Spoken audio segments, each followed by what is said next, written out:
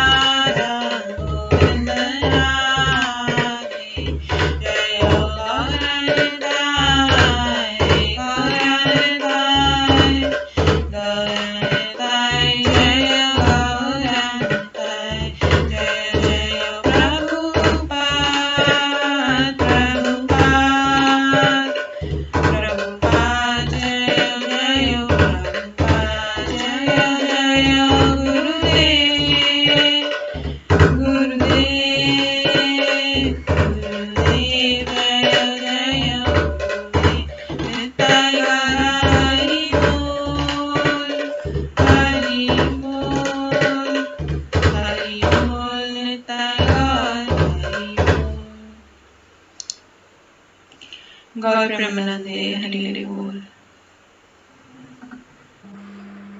हरे कृष्णा। आज की इस क्लास में सभी भक्तों का स्वागत है। मंगलाचरण से स्टार्ट करेंगे। ॐ अज्ञानतिमिरन्धस्य ज्ञानाञ्जनशलाकया चक्षुर्मिलितं येन तस्मै श्रीगुरुवे नमः। श्रीचैतन्यमनोभीष्टं स्थापितं येन भूतले स्वयं रूप कदा मह्यं ददाति स्वपदान्तिकम्। वन्देऽहं श्रीगुरो श्रीयुतपदकमलं श्रीगुरुं वैष्णवांश्च श्रीरूपं साग्रजातं सहगण रघुनाथान्वितं तं सजीवं साद्वैतं सावधूतं परिजनसहितं कृष्णचैतन्यदेवं श्रीराधाकृष्णपादान् सहगण ललिता श्रीविशाखान्वितांश्च। नमो विष्णुपदाय कृष्णपृष्ठाय भूतले श्रीमते भक्तिवेदान्त स्वामिनिधि नामिने। नमस्ते सरस्वती देवे गौरवाणी प्रचारिणे निर्विशेष शून्यवादी पाश्चात्यदेशधारिणे। वाञ्छाकल्पतरुभ्यश्च कृपासिन्धुभ्येव च पतितानां पावनेभ्यो वैष्णवेभ्यो नमो नमः। जय श्री कृष्ण चैतन्य प्रभु नित्यानंद श्री अद्वैत गदाधर श्रीवासादि गौर भक्तवृंद। हरे कृष्ण कृष्ण कृष्ण हरे हरे, हरे राम राम राम हरे हरे।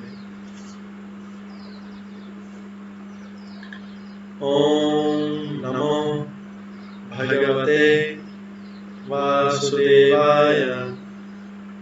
ओम नमो भगवते वासुदेवाय। ओम नमो भगवते वासुदेवाय। नारायणं नमस्कृत्य नरं चैव नरोत्तमं देवीं सरस्वतीं व्यासं ततो जयमुदीरयेत्। नमस्ते भद्रेषु नित्यं भागवत सेवया भागवते उत्तम श्लोके भक्तिर्भवति नैष्ठिकी। कृष्णाय वासुदेवाय देवकी नंदनाय च नंद गोपकुमाराय गोविन्दाय नमो नमः। सर्ववेदान्तसारमे श्रीभागवतम् इष्यते तदवसामृताप्तस्य नान्यत्र शाश्वती क्वचित्। आराध्यो भगवान् ब्रजेश अन्यस्तधाम वृन्दावन् रम्य काचिदुपासना ब्रजवधूवरेण या कल्पिता। श्रीमद्भागवतं प्रमाणम् अमलं प्रेमकुमारतमः श्रीचैतन्यमहाप्रभुमतमेदं तत्रादरो न परम्। मूकं करोति वाचालं पङ्गुलं क्रियते गिरिं यत्कृपातमहं वन्दे परमानन्दमाधवम्। हरे कृष्ण।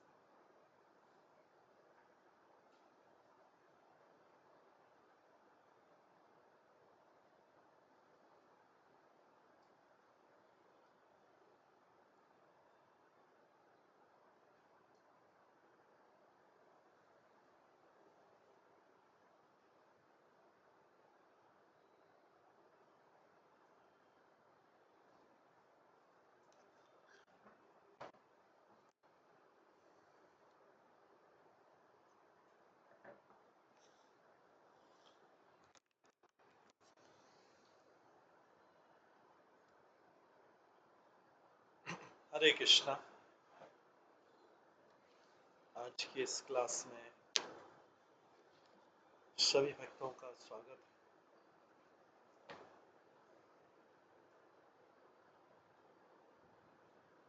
कल हम श्रवण कर रहे थे श्रीमद् भागवतम के 4थे अध्याय से, जिसमें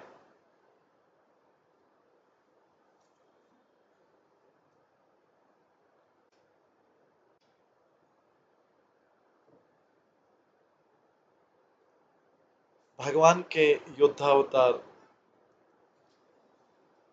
परशुराम द्वारा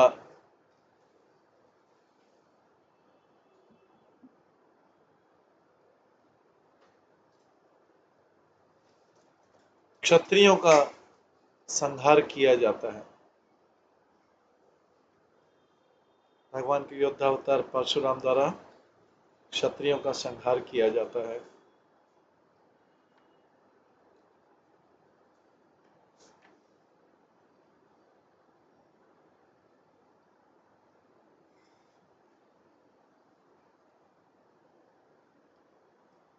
भगवान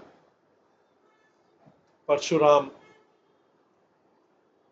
3 बार पृथ्वी को क्षत्रियों से विहीन करते हैं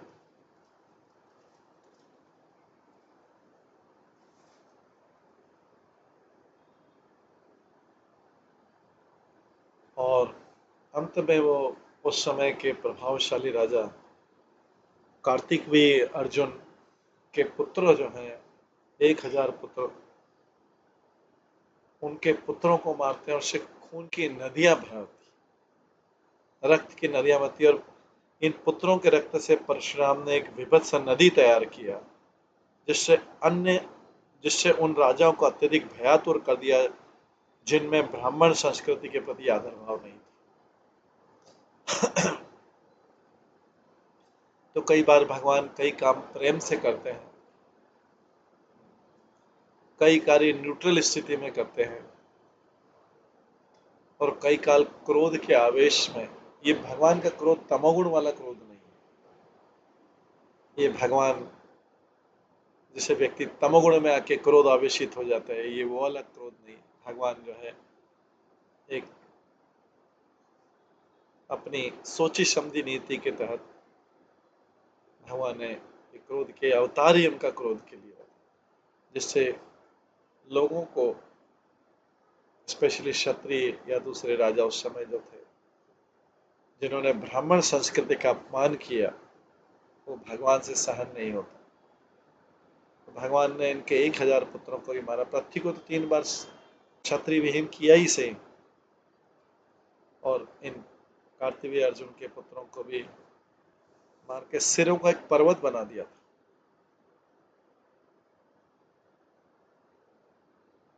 भगवान अपने द्वारा उत्पन्न जीवों का ही इस तरह से विनाश कर कुछ अवतार, जैसे कलयुग के अंत में जो कल्कि अवतार आएगा, भगवान स्वयं अपने द्वारा रचित जीवों का, ब्रह्मा की जो रचित, उन्हीं का सिर काट काट के उसकी नदियां बहा दे। कल्कि अवतार कुछ सुनेंगे नहीं, ऐसे परशुराम अवतार था। क्योंकि भगवान के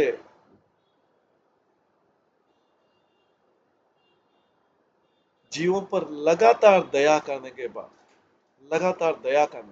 भगवान हर क्षण जीवों पर दया करते हैं, लेकिन दया करने के बाद उसका परिणाम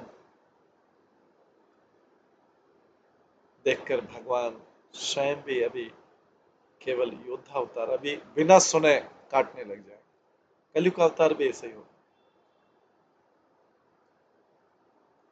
ये भगवान के विशेष अवतार होते हैं। कहाँ चैतन्य महाप्रभु का करुणा अवतार होता है, सबके ऊपर करुणा करने के लिए, और कहाँ उसके विपरीत परशुराम अवतार, जिसमें उनके पुत्रों के रक्त से भगवान परशुराम ने एक विभत्स नदी तैयार कर दी, सिरों का पर्वत तैयार कर दिया और खून की एक नदी तैयार कर दी, जिससे अन्य राजाओं का अत्यधिक भयातुर हुआ जिनमें ब्राह्मण संस्कृति के प्रति आदर भाव है। इसलिए भगवान बोलते मंत्र में गाते नमो ब्राह्मण देवाय गो ब्राह्मण हिताय च जगत हिताय कृष्णाय गोविंदाय नमो। भगवान गौ और ब्राह्मण और वैष्णव के प्रति इतने ज्यादा, ब्राह्मण मतलब उनके भक्त, वैष्णव मतलब उनके भक्त, उसके प्रति इतने ज्यादा अनुरक्त होते हैं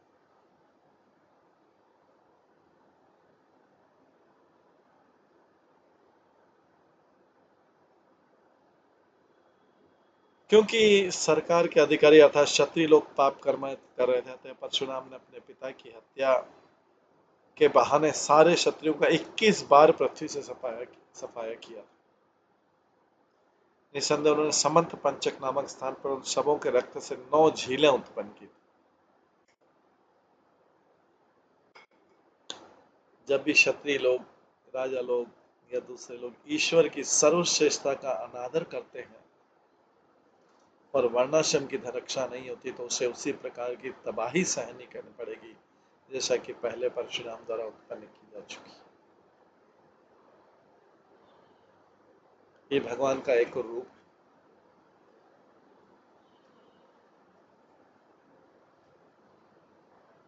शास्त्र में विशेष रूप से भगवत गीता में ब्राह्मण संस्कृति के लिए आदेश है।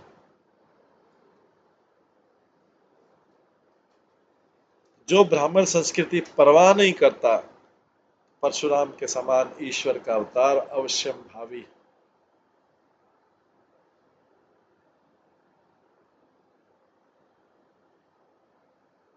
उसके बाद उन्होंने अपने पिता के सिर को शरीर से जोड़ दिया और पूरे शरीर एवं सिर को कुशों के ऊपर रख दिया। वे यज्ञों के द्वारा भगवान वासुदेव की पूजा करने लगे जो समस्त देवताओं तथा हर जीव के सर्वव्यापी परमात्मा। हमने कल सुना था, आज इसी के आगे सुनेंगे 21वें अध्याय से 9वें स्कंद के 16वें अध्याय 21वें और 22वें श्लोक से। ददो प्राचीन दिशम होत्रे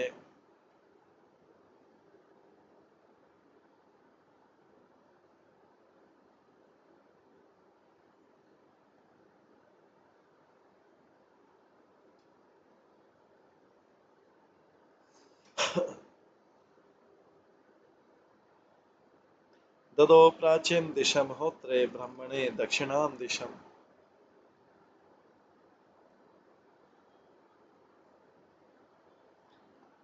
अध्यर्वये प्रतीचिं वे उद्गात्रे उत्तरमां दिशम् अन्येभ्यो मान्तरदिशः कश्यपाय च मध्यतः आर्याव्रतम् उपद्रष्टे सदस्येभ्यस्ततः परम्।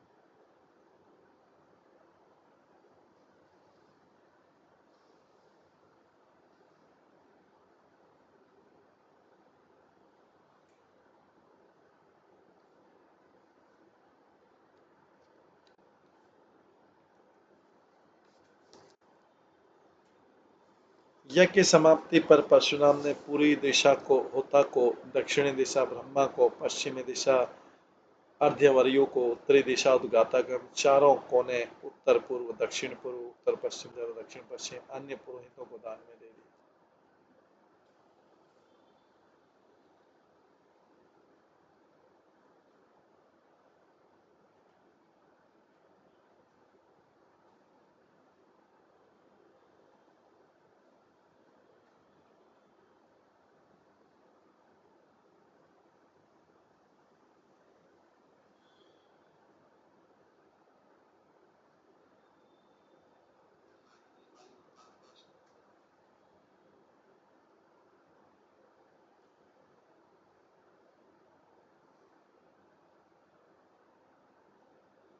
उन्होंने मध्य भाग कश्यप को तथा आर्यावर्त उपद्रष्टा को दे दिया। शेष भाग सदस्यों अर्थात सहयोगी पुरोहितों में बांट दिए। तो आर्यावर्त किसे कहते हैं? भारत में हिमालय पर्वत ये उत्तर में और विंध्याचल पर्वत दक्षिण में के मध्य का भूभाग आर्यावर्त कहलाता है।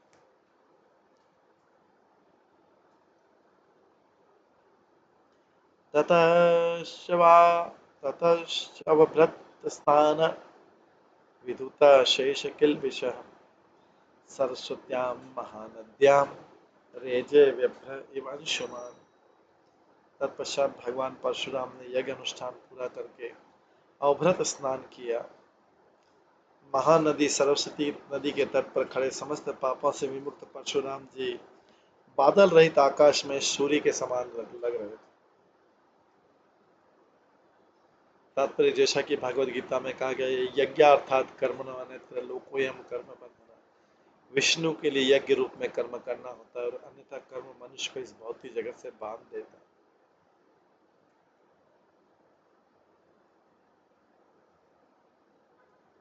कर्म बंधन से एक के बाद दूसरा भौतिक शरीर ग्रहण करने का बोध होता है।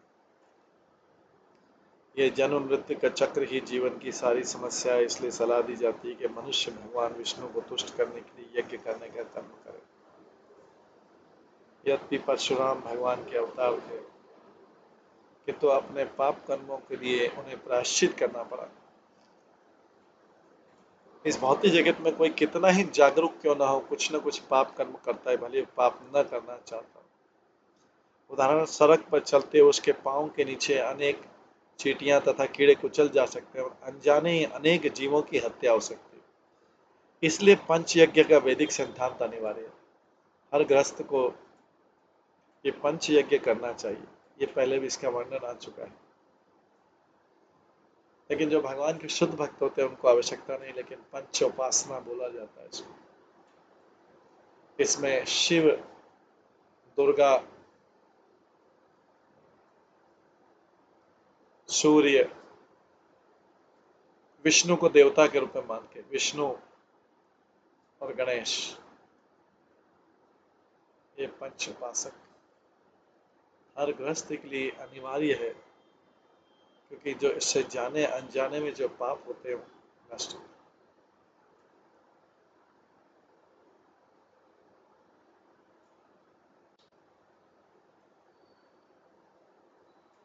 इसलिए पंच यज्ञ का वैदिक सिद्धांत अनिवार्य है। किंतु इस कलयुग में लोगों को बहुत बड़ी छूट मिली हुई है। क्या छूटे?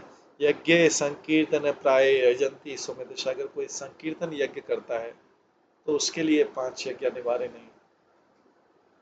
तो या तो कोई कृष्ण भावनावत में हो और भगवान का जप करता हो, या फिर उसको देवी देवताओं की पूजा, ऐसा विधान।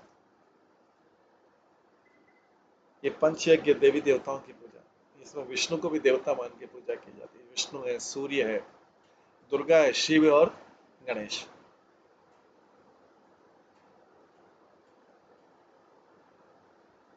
हर गृहस्थ के लिए अनिवार्य है वैदिक सिद्धांत। लेकिन कलयुग में ये भी किया जा सकता है। कौन सा? संकीर्तन यज्ञ। यज्ञ संकीर्तन प्राय यजंती सुमेध।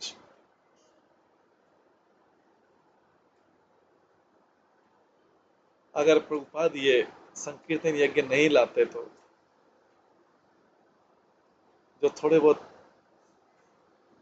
भक्त दिखाई दे रहे हैं वो भी पाप का जीवन व्यतीत करते, क्योंकि वो वैदिक यज्ञ तो अनिवार्य है। इसका मतलब बाकी जो सब है पाप तो कर ही रहे, महापाप कर रहे हैं। पाप महापाप डेली कर रहे हैं। अगर कोई हरे कृष्ण मंत्र का ये यज्ञ नहीं कर रहा है डेली, तो उसका मतलब वो महापाप कर रहा है, क्योंकि बाकी लोगों के लिए वो रिकमेंडेड है पंच यज्ञ।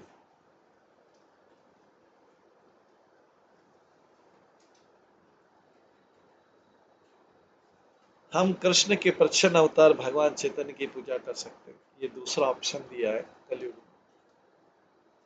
कृष्ण वर्णम तुषा कृष्णम। यद्यपि साक्षात कृष्ण कितने वे सदैव हरे कृष्ण कीर्तन करते तो कृष्ण भावनाओं का प्रचार करते हैं। मनुष्य को सलाह दी जाती है कि संकीर्तन यज्ञ द्वारा इस अवतार की पूजा करे। संकीर्तन यज्ञ संपन्न करना मानव समाज के लिए विशेष छूट है। जो पंच यज्ञ नहीं करते उनके लिए संकीर्तन यज्ञ, या जो संकीर्तन यज्ञ करते हैं उनके लिए पंच यज्ञ करने की जरूरत नहीं। हम अनंत पापों से घिरे हुए हैं। संकीर्तन यज्ञ संपन्न करना मानव समाज के लिए विशेष छूट है, जिससे ज्ञात या अज्ञात पाप कर्मों से प्रभावित होने से बचा जा सकता है। तो हम कल्पना कर सकते हैं केवल पाप कि अगर जो संकीर्तन नहीं करते वो क्या करते, केवल पाप, केवल मात्र पाप।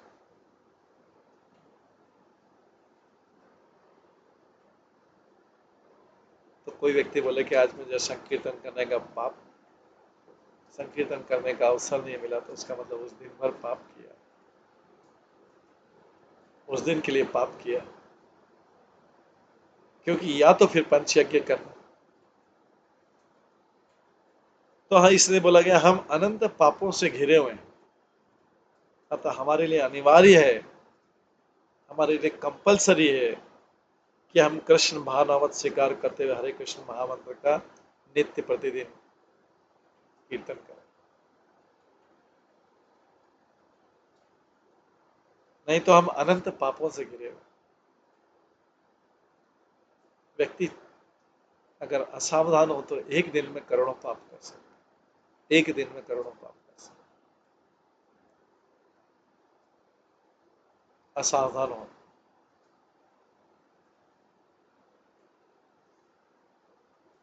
इसके पश्चात आगे 24 श्लोक में आता है, स्वदेहम जमदग्नि तु लब्ध्वा संज्ञान लक्षणम ऋषिणाम मंडले स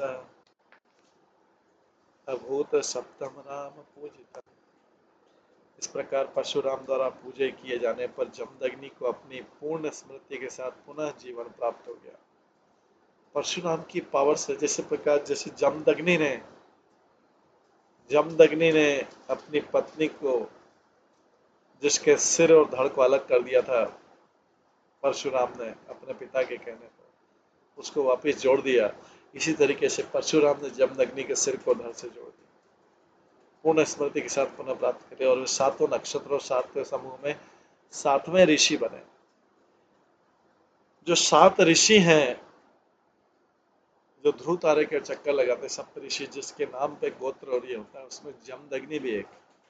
तो जमदग्नि आज भी हैं, परशुराम भी आज भी हैं, परशुराम जी दूसरी जगह, लेकिन जमदग्नि आज भी जो सप्त ऋषि हैं, जिनमें वशिष्ठ, विश्वामित्र, गौतम, भारद्वाज ये सब आते हैं, जमदग्नि उसमें, कश्यप, अत्रि, वशिष्ठ, विश्वामित्र, गौतम, जमदग्नि और भारद्वाज, ये सातों नक्षत्र रात में रोज दिखते हैं और 24 घंटे में ध्रुव तारा की परिक्रमा कर लेते हैं, एक परिक्रमा कर लेते हैं 24 घंटे। इन्हीं के आधार पर गोत्र बनते हैं। ब्रह्मांड का ऊपरी भाग उत्तर कहलाता है और निचला भाग दक्षिण कहलाता है। हम लोग अपने सामान्य व्यवहार में यहाँ तक कि मानचित्र का अध्ययन करते समय भी ऊपरी भाग को उत्तर मानते हैं।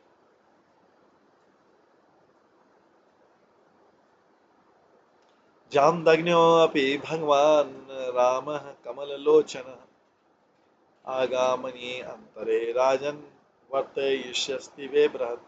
ये परीक्षित, अगले मनवंतर में जमदग्नि पुत्र कमल नेत्र भगवान परशुराम वेदी ज्ञान के महान संस्थापक होंगे। दूसरे शब्दों में वे सप्तऋषि में से एक होंगे। तो अगले मनवंतर में जब सारे देवता ऋषि चेंज जाते तो परशुराम जी जो हैं सप्तऋषि में से एक बनेंगे और जमदग्नि और ऊपर चले जाएंगे। आस्ते अद्यापि महेंद्राद्रो न्यस्त दंड प्रशांत धी उपगीयमान चरित सिद्ध गंधर्व चारणे। आज भी भगवान परशुराम महेंद्र नामक पहाड़ी प्रदेश में बुद्धिमान ब्राह्मण के रूप में रहे।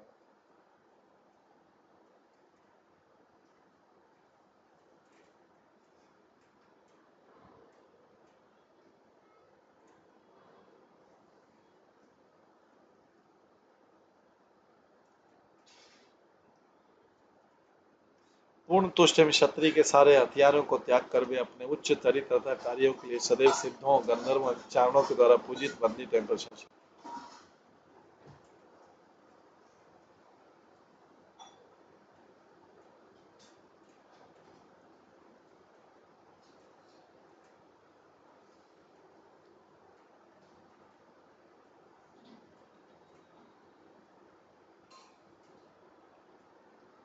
एवं भृगवसु विश्वात्मा भगवान हरीश्वर अवतीर्य परम भारम भुवन बहुशः। इस तरह परमात्मा अर्थात पूर्ण पुरुषोत्तम भगवान भगवान हरि एवं परम नियंता ने भृगुवंश में अवतार लिया और अवांछित राजाओं को अनेक बार मारकर पृथ्वी को उनके भार से उभारा।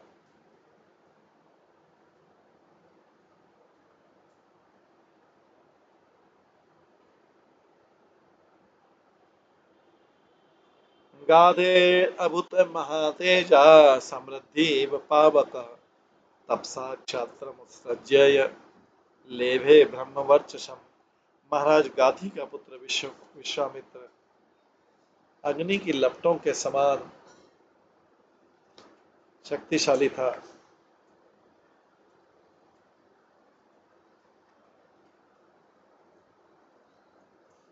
परशुराम ने भृगु वंश में अवतार लिया था और सारे क्षत्रियों को मारा। अब इसी में आगे आता है गाधी पुत्र विश्वामित्र अग्नि की लपटों के समान शक्तिशाली था। उसने तपस्या द्वारा क्षत्रिय के पद से तेजस्वी ब्राह्मण का पद प्राप्त किया।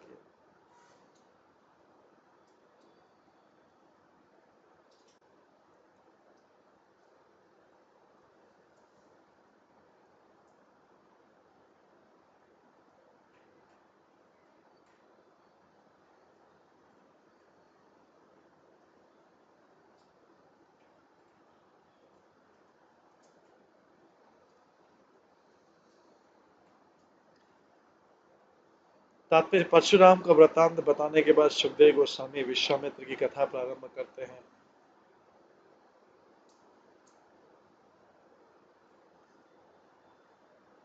परशुराम के इतिहास से पता लगता है कि यद्यपि वे ब्राह्मण कुल में उत्पन्न हुए थे, किंतु परिस्थितिवश उन्हें क्षत्रिय के रूप में कार्य करना पड़ा। क्षत्रिय का कार्य पूरा कर लेने के बाद वे पुनः ब्राह्मण बन गए और महेंद्र पर्वत लौट आए। इस प्रकार हम देख सकते हैं कि यद्यपि विश्वामित्र क्षत्रिय कुल में उत्पन्न हुए थे, किंतु तपस्या के कारण उन्होंने ब्राह्मण पद प्राप्त किया।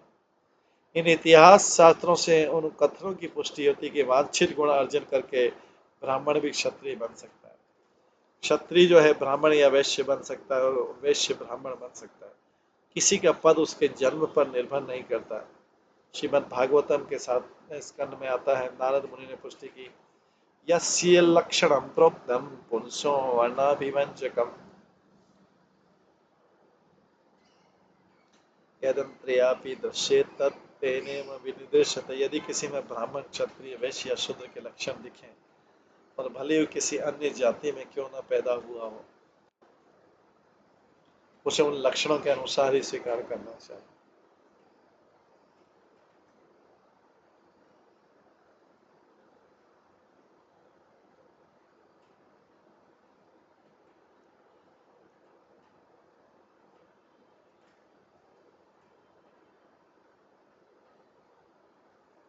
ये जानने के लिए कौन ब्राह्मण है कौन क्षत्रिय, मनुष्य के गुण तथा कर्म पर विचार करना चाहिए। यदि सारे अयोग्य शूद्र तथा तथाकथित ब्राह्मण तथा क्षत्रिय बन जाए तो सामाजिक व्यवस्था बनाए रखना संभव हो जाएगा। इस तरह अनेक त्रुटियां आ जाएंगी और मानव समाज पशु समाज बन जाएगा, जिससे सारे संसार में नरक की स्थिति उत्पन्न हो जाएगी। विश्वामित्रस्य च एवासन पुत्र एकशतं नृप मध्यम तो मधुच्छन्दस् एव ते। हे राजा परीक्षित, विश्वामित्र के 101 पुत्र थे, जिनमें से बीच के पुत्र का नाम मधुच्छंदा था। इसके कारण उनके अन्य सारे पुत्र भी मधुच्छंदा के नाम से विख्यात हुए। तात्पर्य इस प्रसंग में श्री विश्वनाथ चक्री ठाकुर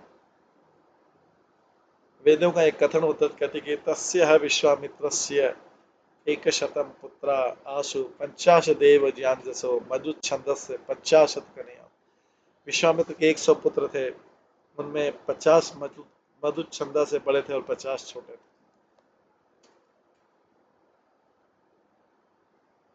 पुत्रं कृत्वा शुनशेफं देवरातं च भार्गवम् आजीर्गतं सुताना ज्येष्ठ एष प्रकल्पयात्। विश्वामित्र ने अर्जिगत के पुत्र शुनशेफ को पुनः अपने पुत्र के रूप में स्वीकार किया, जो भृगुवंश उत्पन्न हुआ था और देवरात नाम से भी विख्यात था। विश्वामित्र ने अन्य पुत्रों को आज्ञा दी कि वे शुनशेफ को अपना सबसे बड़ा भाई मान लें। यो वे हरिश्चंद्रमखे विकृत पुरुष पशु स्तुत्वा देवान प्रजाईश आदिन मुमुचे पास बांधा। शून्यशेप के पिता ने शून्यशेप को राजा हरिश्चंद्र के यज्ञ में बलि पशु के रूप में बलि देने के लिए बेच दिया। जब शून्यशेप यज्ञशाला में आया तो उसने देवताओं से प्रार्थना की कि वे उसे छुड़ा दें और वो उनकी कृपा से छुड़ा दिया गया। तो शून्यशेप का वर्णन इस प्रकार है कि हरिश्चंद्र को अपने पुत्र रोहित की बलि देनी थी, किंतु रोहित ने अपने प्राण की रक्षा करने के लिए शून्यशेप के पिता से शून्यशेप को यज्ञ में बलि के लिए खरीद लिया। शून्यशेप इसलिए हरिश्चंद्र महाराज को बेच दिया गया क्योंकि वो मझला बेटा था। ऐसा प्रतीत होता है कि यज्ञ में मनुष्य की पशु रूप में बलि की प्रथा बहुत काल से चली आ रही थी। यो रातो देव यजने देवे गादिषु तापसः देवदाता इति ख्यातः शून्यशेप भार्गव। यद्यपि शून्यशेप भार्गव कुल में उत्पन्न हुआ था,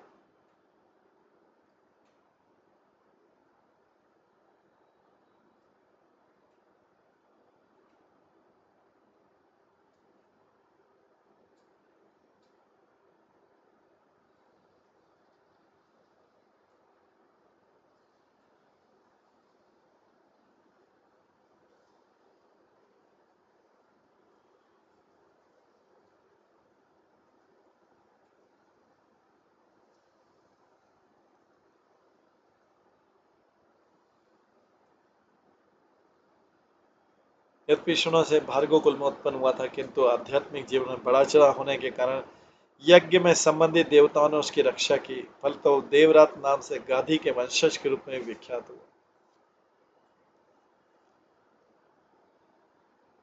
ये मधुच्छन्दस्य ज्येष्ठा कुशलम में निरे तत् अशपत्तान मुनि क्रुद्ध मलेच्छा भवत दुर्जना। जब विश्वामित्र द्वारा शून्यशेप को सबसे बड़ा पुत्र स्वीकार करने के लिए कहा गया तो विश्वामित्र के 50 ज्येष्ठ मधुच्छंदा पुत्र इसके लिए राजी नहीं हुए। परंतु विश्वामित्र खुद अगर उन्होंने सबको शाप दिया, निकम्मे पुत्रों तुम सारा मलेच्छ बन जाओ क्योंकि तुम वैदिक संस्कृति के नियमों के विरुद्ध।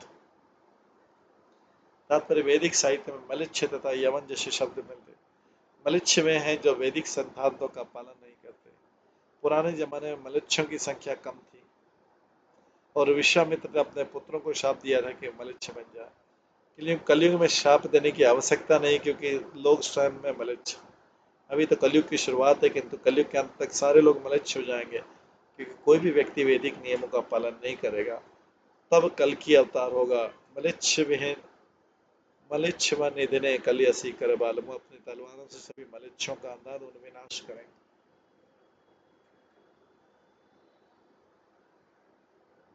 सह वाच मधुच्छंदा सार्धम पंचाशत तत यत्न भवान संजानीते तस्मिन् तिष्ठामहे वयम्। जब ज्येष्ठ 50 मधुचंदा को शाप मिल गया तो मधुचंदा समेत छोटे 50 पुत्र अपने पिता के पास गए और उनके प्रस्ताव को यह कहकर स्वीकार कर दिया कि पिता आप जैसा चाहेंगे हम उसी को मानेंगे।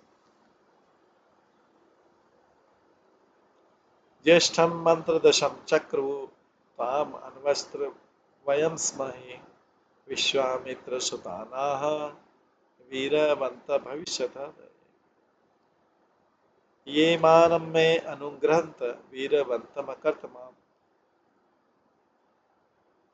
इस तरह छोटे मधुचंदाओं ने पुनः शून्यशेप को अपना बड़ा भाई मान लिया और उससे कहा हम आपके आदेशों का पालन करेंगे। तब विश्वामित्र ने आज्ञाकारी पुत्रों से कहा चूंकि तुम लोगों ने शून्यशेप को अपना बड़ा भाई माना है अतः मैं संतुष्ट हूँ। तुम लोगों ने मेरे आदेश को स्वीकार करके मुझे योग्य पुत्रों का पिता बना दिया, अतः मैं सबको आशीर्वाद देता हूँ तुम भी योग्य पुत्रों के पिता बनो।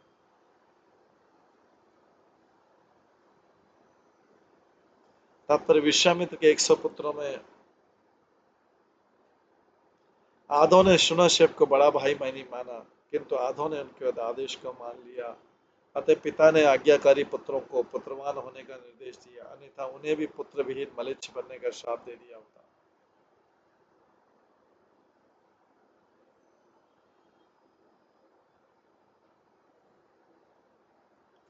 एष वः कुशिकावीरो देवरातस्तन्मन्वितः अन्ये कश्चाः कस्ता अन्य चाष्टकहारित जय क्रतुदादय।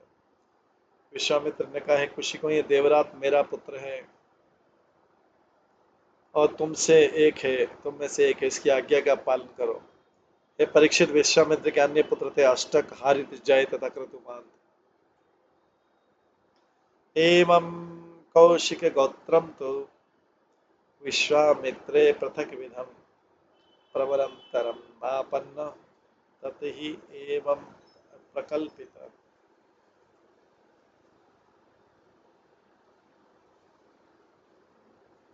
विश्वामित्र ने कुछ पुत्रों को श्राप दिया और अन्यों को आशीर्वाद दिया और एक पुत्र को गोद भी ले लिया। इस तरह कौशिक वंश में जो विश्वामित्र का वंश था काफी विविधता थी, किंतु सारे पुत्रों में देवरात ही ज्येष्ठ माना जाता है। इस प्रकार श्रीमद् भागवतम के 9वें स्कंद के अंतर्गत भगवान परशुराम द्वारा क्षत्रियों का विनाश नामक के 16वां अध्याय का भक्ति वेदांत तात्पर्य पूर्ण होता है। 9वां अध्याय इस प्रकार से विश्वामित्र के साथ पूर्ण होता है। इसके बाद अगला 17वां अध्याय पुरूरवा के पुत्रों की वंशावली।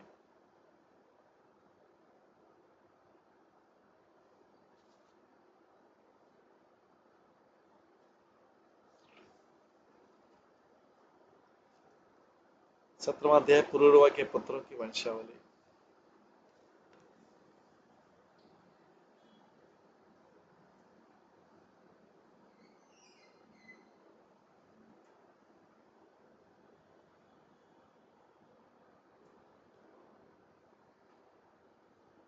सत्रहवां अध्याय श्री बादरायणी वाच य पुरुर्वस पुत्र आयु तस्य भवन सुता नहुष क्षत्रवर्धश्च रजिराव च वीर्यवान् अनेन इति राजेन्द्र शृणोशुत्र क्षत्रवृध अन्वयम् क्षत्रवृध सुतस्यासन् श्रोत्रस्यात्मजात्रय काश्य कुशः कुत्समदः इति ग्रत समदात् अभूत् शुनक शौनक यस्य बहुरिच प्रवर मुनि। सुखदेव गोस्वामी ने कहा पुरर्वा से आयु नाम का पुत्र हुआ जिसमें नहुष क्षत्रवग रजि राव तथा अनेना नाम के अन्य शक्तिशाली पुत्र था। महाराजा परीक्षित अब क्षत्र वंश के क्षत्रव्रत के विषय में सुनो। क्षत्रव्रत का पुत्र सुहोत्र था जिसके 3 पुत्र काश्य कुश तथा कुत्समद। कुत्समद से शुनक हुआ, शुनक से सौनक मुनि उत्पन्न हुए जो ऋग्वेद में सर्वाधिक पटु। काशस्य काशी तत्पुत्र राष्ट्र दीर्घतम पिता धन्वंतरी दीर्घतमसः आयुर्वेद प्रवर्तक यज्ञ भ्रक वासुदेवंश स्मृत मात्रातिनाशनः। काशी का पुत्र काशी था और उसका पुत्र राष्ट्र हुआ जो दीर्घतम का पिता था। दीर्घतम के धन्वंतरी नामक पुत्र उत्पन्न हुआ जो आयुर्वेद का जनक तथा समस्त यज्ञ फलों के भोक्ता भगवान वासुदेव का अवतार था। जो धन्वंतरी का नाम याद करता उसके सारे रोग दूर हो जाते।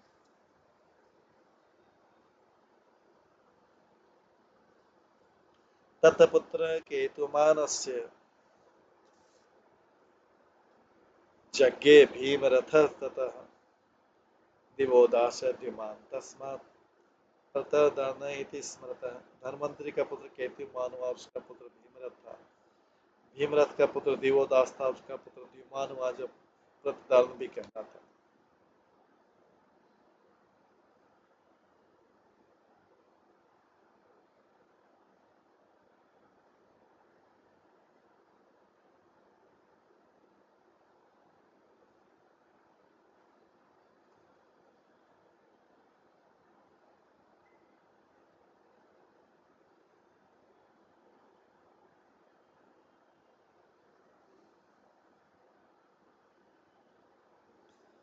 सेव शत्रुजित वत्स ऋत ध्वज इति ऋतः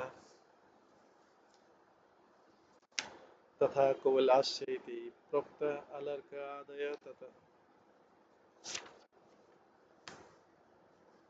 द्युमान को शत्रुजीत, वश, धृतध्वज तथा कुबलक्ष नामों से भी जाना जाता है। उससे अलर्क तथा अन्य पुत्र उत्पन्न हुए। ये पुरुरवा के पुत्रों की वंशावली। षष्ठीम वस्त्र सहस्त्राणी षष्ठीम वर्ष शतानि च अलकार्त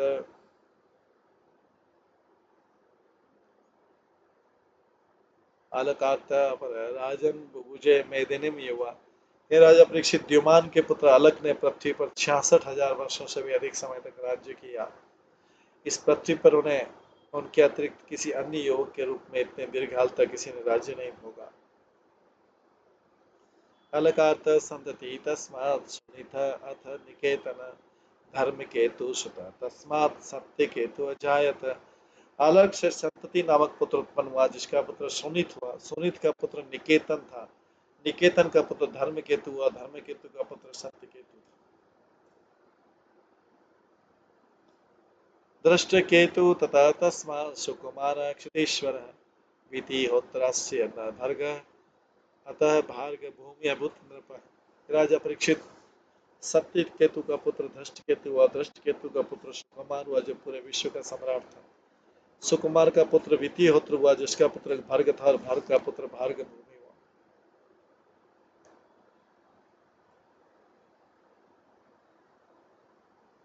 इति में काशय भूपा क्षत्र वृद अन्वयान आइन राभस्य रभस पुत्र गंभीर क्रिय तथा। महाराज परीक्षित, ये सारे राजा काशी के वंशज थे और इन्हें क्षत्रवध के उत्तराधिकारी भी कहा जा सकता है। राभ का पुत्र रभस हुआ। रभस का पुत्र गंभीर, और गंभीर का पुत्र अक्रिय बना।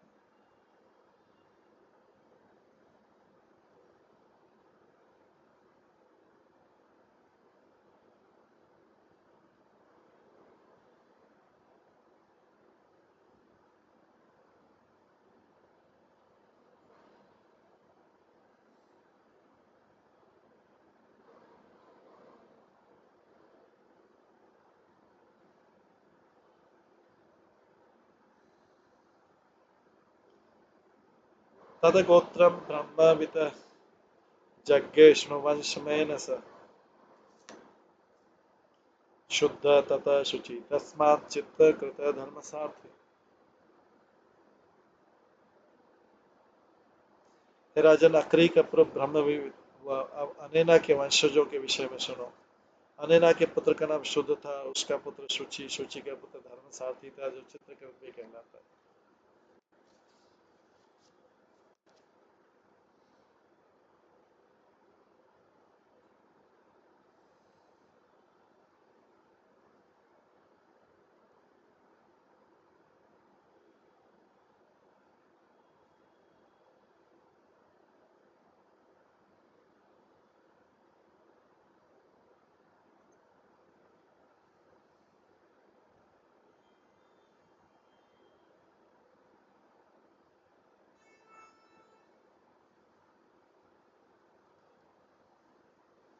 ततः शांत रजः यज्ञे कृतकृत्य सात्मवान रजे पंचशतानि आसन पुत्राणाम अमित रोजसा।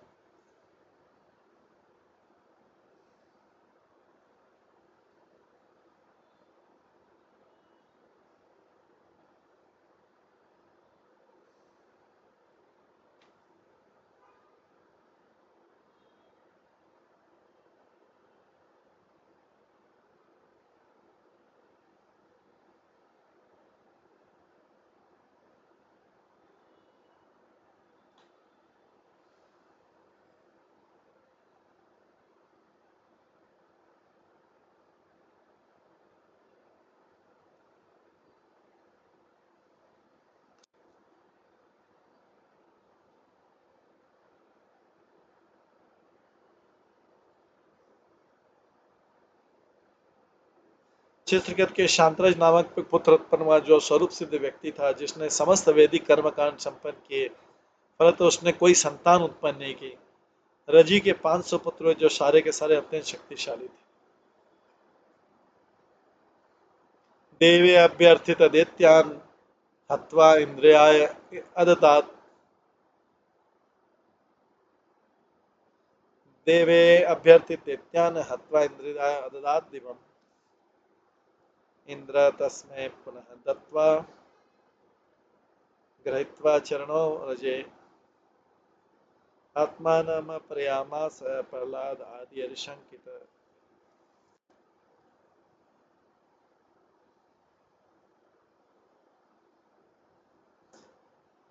देवताओं की प्रार्थना पर रजी ने दैत्यों का वध किया।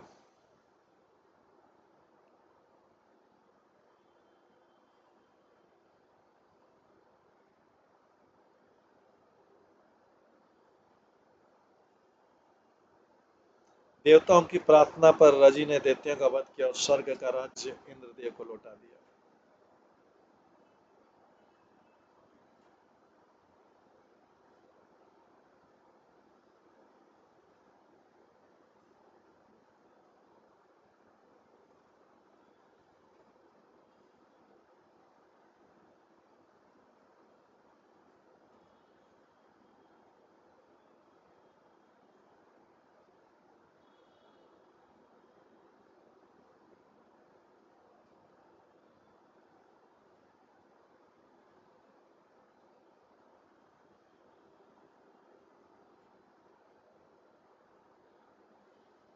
किंतु इंद्र ने प्रहलाद जैसे दैत्यों के डर से स्वर्ग का राज्य रजी को लौटा दिया, स्वयं उसके चरण कमलों की शरण ग्रहण कर ली।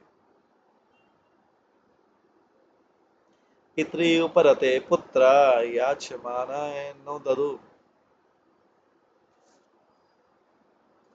त्रिविष्टपम महेंद्राय यज्ञ भागान समाददु।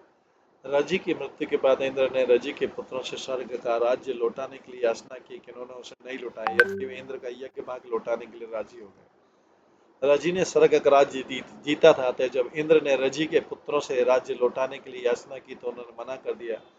चूंकि उन्होंने स्वर्ग का राज्य इंद्र से नहीं लिया था, अपितु उसके इसे अपने पिता से उत्तराधिकार में प्राप्त किया था, अतः वे स्वर्ग के राज्य को पैतृक संपत्ति मानते थे, तो फिर इसे देवताओं को क्यों लौटाते।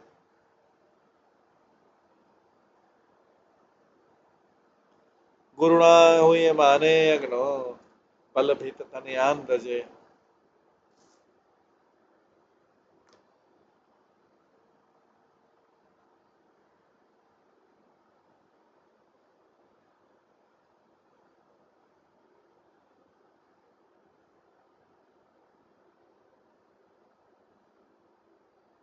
अवधीत वृषितान मार्गात न कश्चित अवशेषित।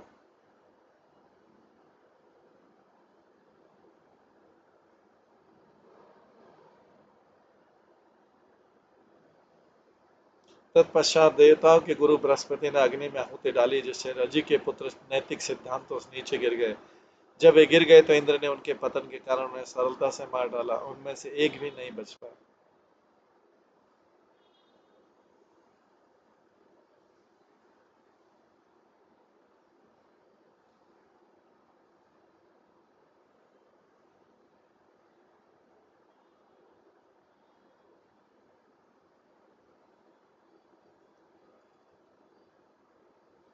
कुशात प्रतीक छात्र वर्धात संजय तत्सुत जय ततः कृतः कृतस्यापि यज्ञे हर्य बल नृपः।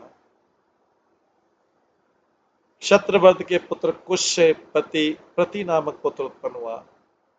प्रति का पुत्र संजय, संजय का पुत्र जय, जय का पुत्र कृत और कृत का पुत्र राजा हर्य बल हुआ। ये सब राजाओं के वंशज के पुरूरवा के पुत्रों की वंशावली आ रही, क्योंकि इसी से आगे फिर जो है दूसरे वंश महान भक्तों के वंश बनेंगे। भरत वंश इसी से आएगा, राजा ययाति का वर्णन आएगा इसी से। तो छत्रवत के पुत्र कुश से प्रति नामक पुत्र उत्पन्न हुआ। प्रति का पुत्र संजय, संजय का पुत्र जय, जय का पुत्र कृत, कृत का पुत्र राजा हर्ष बल हुआ। सदेव तथा हीन जय सेनस्तु तथा सुत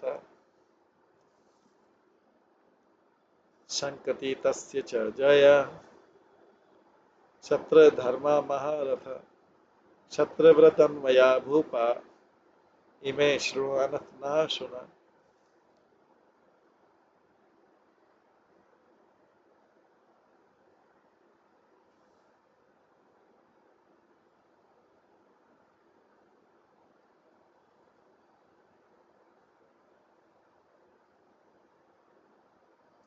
हरिबल का पुत्र सहदेव, सहदेव का पुत्र हीन, हीन का पुत्र जयसेन और जयसेन का पुत्र संकृति हुआ। संकृति का पुत्र जय अत्यंत शक्तिशाली निपुण योद्धा था। ये सभी राजा क्षत्र वंश के सदस्य थे। अब मैं नहुष के वंश का वर्णन करूं। ये पुराण वाक्य वंश का, इस प्रकार से ये वंश वर्ण का वर्णन करने में ये 17वां अध्याय खत्म हो गया। 18वां अध्याय जिसका नाम है राजा ययाति को यौवन की पुनः प्राप्ति। तो इसमें नहुष के पुत्र, नहुष जो पुररवा के वंश में था, नहुष के पुत्र ययाति की कथा का वर्णन आता है।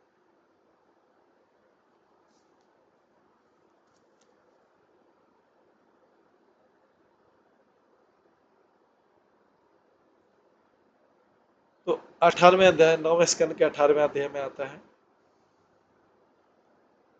श्री शुकवाच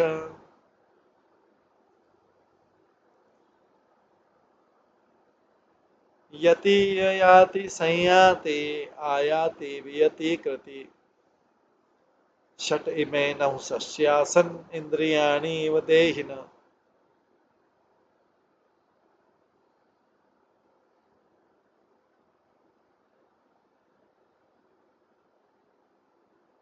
श्री सुखदेव गोस्वामी ने कहा, राजा परीक्षित, जिस तरह देहधारी आत्मा के 6 इंद्रियां होती है,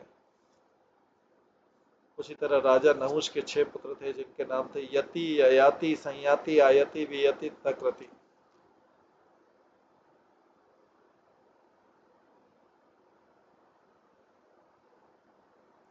राज्यम नेच्छत यति पित्रा दत्तम तत्परिणात वित यत्र प्रविष्टः पुरुषः आत्मानं न बुध्यते। जब कोई मनुष्य राजा या सरकार के प्रधान के पद को ग्रहण करता है तो वो आत्म साक्षात्कार का अर्थ नहीं समझ पाता।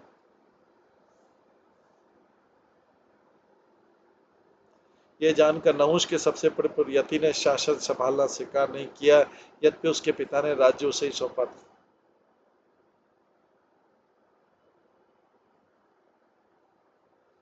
तो जब कोई राजा बन जाता है या सरकार का प्रधान, तो वो फिर आत्म साक्षात्कार के मार्ग से भटक जाता है। इसलिए जो ययात, जो राजा नहुष के 6 पुत्र थे, उसमें से यति ने राज्य ग्रहण नहीं किया, क्योंकि आत्म साक्षात्कार मानव सभ्यता का मूल उद्देश्य है। और जो लोग सतोगुणी हैं तथा जिनमें ब्राह्मण गुणों का विकास होता है, वैसे गंभीरता पूर्वक ग्रहण करते हैं।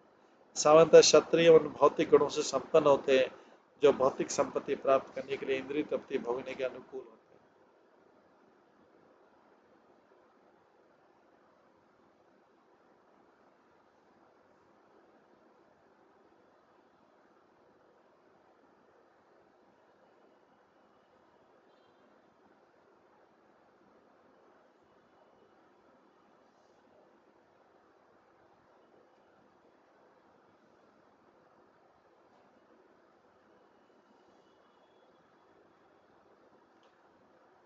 सामान्यतः क्षत्रिय उन भौतिक गुणों से संपन्न होते हैं जो भौतिक संपत्ति प्राप्त करने तथा इंद्रिय तृप्ति भोगने के अनुकूल रहते हैं।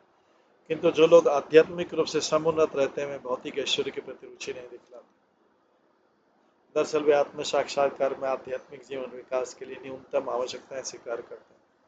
यह विशेष उल्लेख है कि यदि कोई राजनीतिक जीवन में प्रवेश करता है, विशेषकर वर्तमान युग में, तो मानव सिद्धि उसके हाथ से जाती रहती है। तो भी यदि कोई श्रीमद् भागवतम को सुने तो वो सर्वोच्च सिद्धि पा सकता है। ये सुनना नित्यम भागवत सेवया कहलाता है। महाराजा परीक्षित राजनीति में लिप्त थे, किंतु चूंकि वो अपने जीवन काल के अंत में उन्होंने सुखदेव गोस्वामी से भागवत सुनी, अतः उन्होंने सरलता से सिद्धि मिल गई। इसलिए चैतन्य महाप्रभु ने सुझाव दिया है, स्थाने स्थिता श्रुति गताम तनुवांग मनो भी ये प्रायवश जितो अप्यसीत स्त्रीलोक्यम।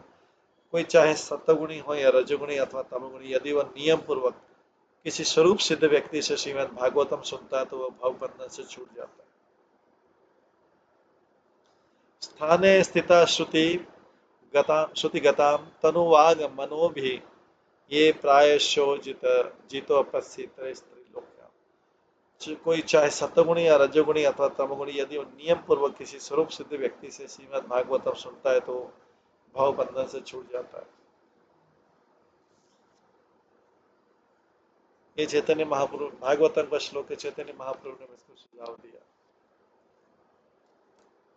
आगे पितृति भ्रंशित स्थानात् इंद्रियाणाम दर्शता पितृति भ्रंशित स्थानात् इंद्रियाण्याधर्शनात् द्विजे प्रापिते अजगरत्तम वे ययाति अभवत् नभः।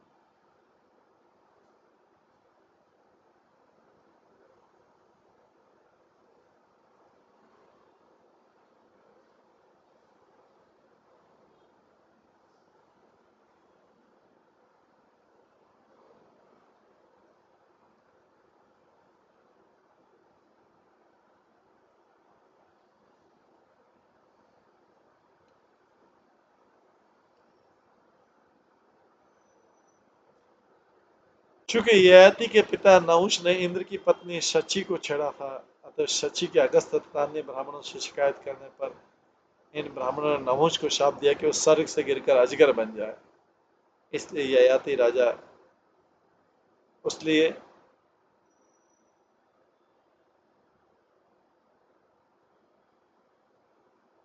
उसके बदले में ययाति राजा बन गया उसकी जगह पे, क्योंकि यति बनने को तैयार नहीं था जो बड़ा वाला था। दूसरे नंबर का ययाति।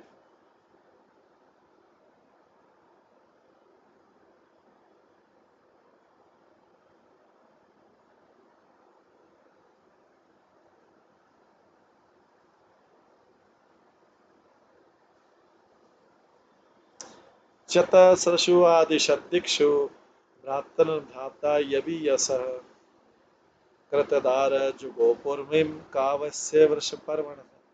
राजा राजा ययाति के 4 छोटे भाई थे जिसने उन्हें चारों दिशाओं में शासन चलाने की अनुमति दे दी। यति ययाति संयाति आयति वियति तथा कृति, ये 6 थे, तो उसमें से यति ने लेने से मना कर दिया। ययाति को राज्य मिला तो उसके बाद 4 छोटे भाई जिन्हें उसने चारों दिशाओं में शासन चलाने की अनुमति दे दी। ययाति ने शुक्राचार्य की बेटी देवयानी से एवं वृषपर्वा की पुत्री शर्मिष्ठा से विवाह किया और सारी पृथ्वी पर शासन करने लगा।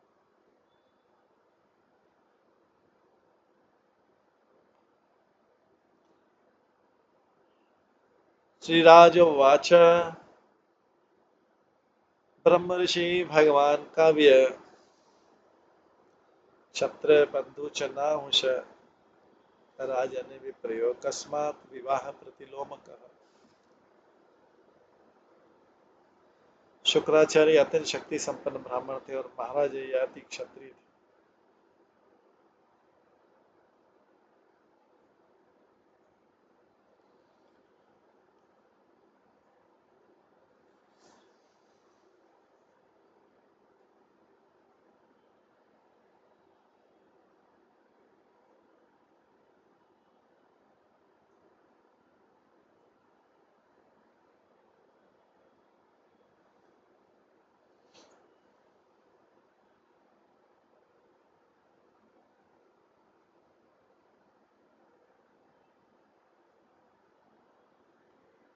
तो महाराज परीक्षित ने कहा, शुक्राचार्य तो अत्यंत शक्ति संपन्न ब्राह्मण थे और महाराज ययाति क्षत्रिय थे, अतः मैं जानने का इच्छुक हूँ कि ब्राह्मण तथा क्षत्रिय के बीच ये प्रतिलोम विवाह कैसे संपन्न हुआ। वैदिक पद्धति के अनुसार परस्पर क्षत्रियों में या परस्पर ब्राह्मणों में विवाह होना सर्व सामान्य प्रथा है। यदि कभी विभिन्न वर्णों के बीच विवाह होते तो 2 प्रकार के होते हैं, अनुलोम तथा प्रतिलोम। एक ब्राह्मण तथा क्षत्रिय पुत्र के मध्य विवाह होने की अनुमति है, किंतु यह अनुलोम है, किंतु एक क्षत्रिय तथा ब्राह्मण पुत्र के मध्य विवाह प्रतिलोम है और सामान्यतः इसकी अनुमति नहीं है। इसलिए महाराज परीक्षित जानने को उत्सुक थे कि शुक्राचार्य जैसे शक्तिशाली ब्राह्मण ने प्रतिलोम विवाह किस प्रकार स्वीकार किया। वे इस असामान्य विवाह के कारण को जानने के लिए उत्सुक थे।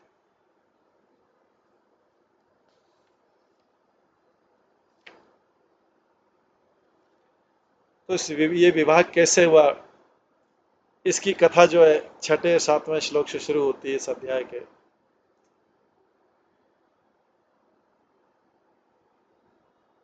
तो आज अभी समय होने वाला है, इसको हम यहीं पे विराम देते हैं और इसके आगे की कथा जो है हम कल की क्लास में श्रवण करें। सभी भक्तों का बहुत बहुत धन्यवाद। ये कथा सुनेंगे आगे कि किस तरह से प्रतिलोम विवाह हुआ, ब्राह्मण के पुत्री का क्षत्रिय पुत्र से विवाह कैसे हुआ। ये शास्त्रों के द्वारा अनुमोदित विवाह नहीं। उसको यहीं पे विराम देखें। सभी भक्तों का बहुत बहुत धन्यवाद देते हैं। श्रीमद् भागवतम महापुराण की जय, श्रील प्रभुपाद की जय, सभी भक्तगणों की जय। हरे कृष्णा कृष्णा कृष्णा हरे हरे, हरे राम राम राम हरे। श्रीमद् भागवतम महापुराण की जय, श्रील प्रभुपाद की जय, सभी भक्तगणों